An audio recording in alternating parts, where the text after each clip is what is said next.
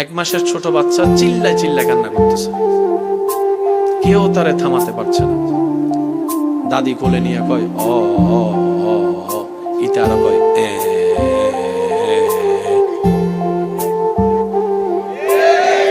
তার নানি একটু খোসা মাইরা দিছে, কয় আমার নাতি মনে হয় দাদার ফককে যাইতো না, নানার ফককে যাইবো, একটু আমারে দেন বেঞ্চ।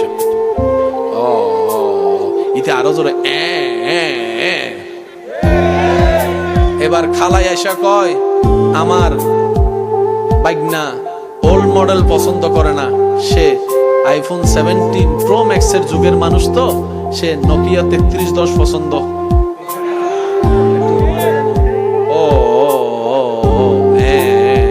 এরকম সবাই নেওয়ার পরও বাচ্চার কান্না থামে না। কিন্তু ভাই একজনে কোলে নেওয়ার সাথে সাথে কিন্তু কান্না বন্ধ করে মুখে হাসি আসছে কে? আমি কিন্তু বলি না, আপনারা একটু বলেন। আপনারা চুপ থাকবেন, যারা দাঁড়িয়ে আছেন তারা একবার বলেন তো। এবার ইমানদার ভাইরা আপনারা একটু আওয়াজ দিয়ে বলেন তো। এবার সবাই মিলে ফুল বলিয়ে বলেন তো, বাচ্চাকে কোলে কে নিয়েছে? সবাই তো এই দৃশ্য দেখেছে, যাক শান্ত হইছে।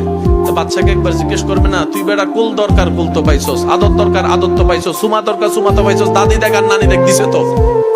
তুই কারো কুলে শান্তি হলি না, তুই মার কুল চিনলি কেমনে?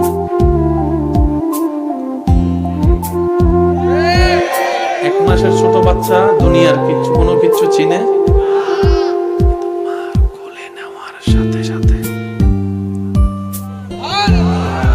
একজন আল্লাহওয়ালার কাছে একজন মানুষ প্রশ্ন করলেন, হুজুর আমি শান্তি পেতে চাই, এখানে আমার খুব অশান্তি, একটু শান্তি পেতে চাই, আমি আমার রিজিকে বরকত পেতে চাই, কি করি?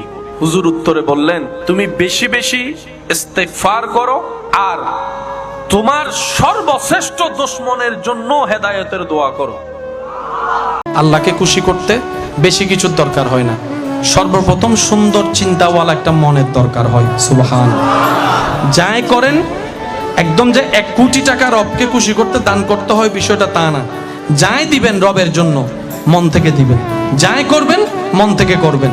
ওই তো মনে আছে তো কথা, লক্ষ কপালের সিজদা রবের দরকার নাই, রবে চাই বান্দার সেই সিজদা যে সিজদায় কপাল ঝুঁকার আগে বান্দার দিলটা রবের দরবারে ঝুঁকে যায়। সুবহান। আজকে বাবা আছে বলে আমাদের ভাইরা এখনো চিন্তা করতে পারছে না দুনিয়া কত কঠিন। আজকে বাবাটা চোখটা বন্ধ করুক, তখন বুঝবে দুনিয়া কত বড় কঠিন।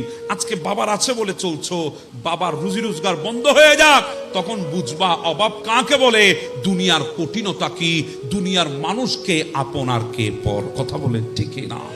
আজকে বাবা আছে বলে সব হচ্ছে আমাদের, একদিন থাকবে না, বাবাটা চলে যাবে, সেদিন হারে হারে বুঝবেন বাবাটা কত বড় নিয়ামত ছিল আমাদের জন্য। আজকে তো এক রুমের কন্যারে ফেলে রেখেছেন, ভালো করে জিজ্ঞাসা করেন না, জানতেও চান না বাবাটা কেমন আছে, গিয়ে প্রশ্ন করেন না বাবা কেমন আছো, কিছু লাগবে কিনা।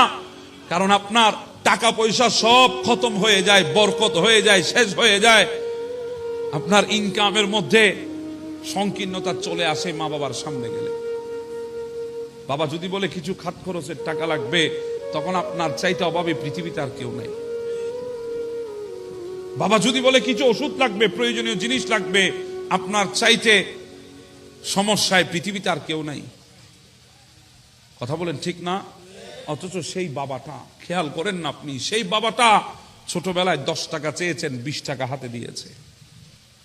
নিজে 1 মাইল 2 মাইল হেঁটে গেছে, 1 টাকা খরচ হবে বলে, গাড়িতে করে গেলে 1 টাকা খরচ হবে বলে হেঁটে হেঁটে গিয়েছে। আর আপনি যখন চেয়েছেন 20 টাকা বের করে দিতে চিন্তাও করে নাই। কথা বলেন ঠিক না? আজকে বাবাটা চাচ্ছে, উচিত কি ছিল আপনি করলেন কি? উচিত ছিল মানিব্যাগটা বের করে বাবার হাতে দিয়ে বলা, বাবা যত প্রয়োজন নিয়ে নাও, যত দরকার নিয়ে নাও, যেমন ইচ্ছা তেমন নাও। বাবা আজকে এই মানিব্যাগের মধ্যে টাকা আছে, তোমার যোগ্য সন্তান আজকে দাঁড়িয়ে আছে, গোটা দুনিয়া চিনতেছে, টাকা পয়সা উপার্জন করছি, জায়গা সম্পদ কিনছি, এগুলো আমার কারণে নয় বাবা, তোমার কারণে, তোমার কারণে, তুমি জন্ম দিয়েছো বলে আমি আজকে দুনিয়া দেখতে পেয়েছি।